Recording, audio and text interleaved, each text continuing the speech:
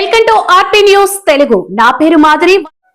అనకాపల్లి జిల్లా Chodavaram Govada sugar factory దగ్గర నిరసన. కూటమి ప్రభుత్వం మహా నిర్లక్ష్యం, రోడ్డున పడ్డ చెరుకు రైతులు, కార్మికులు. గోవాడ షుగర్స్ వద్ద 4వ రోజుకు చేరుకున్న నిరసన అర్ధనగ్న దీక్షలు.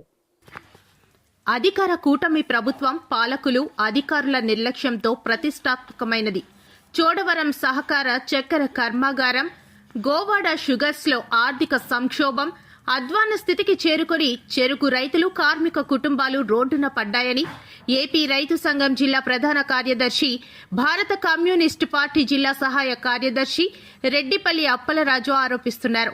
ఈ ఏడాది చెరుకు క్రషింగ్ జరపాలని, పాత బకాయిలు చెల్లించాలంటూ అఖిల పక్షాలు, రైతు, కార్మిక, వ్యాకు, ప్రజా సంఘాలు ఆధ్వర్యంలో చేపట్టిన దీక్షలు శనివారం 4వ రోజుకు చేరుకున్నాయని రెడ్డిపల్లి తెలియజేశారు.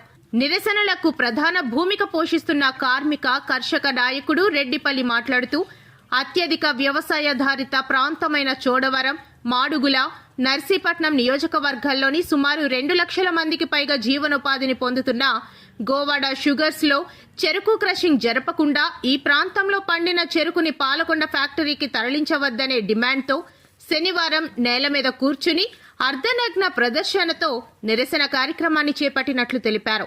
చోడవరం, మాడుగుల, నర్సీపట్నం ఎమ్మెల్యేల చేతగానితనంతోనే రైతు కుటుంబాలు రోడ్డున పడ్డారని, ఆరుగాలం కుటుంబంతో కష్టపడి చెరుకు పంటను పండించి ఫ్యాక్టరీకి తరలించినను గతేడాది బకాయిలు నేటికి చెల్లించడంలో టీడీపీ, బీజేపీ, జనసేన నాయకుల అధికార ప్రభుత్వం వైఫల్యం చెందిందని అన్నారు.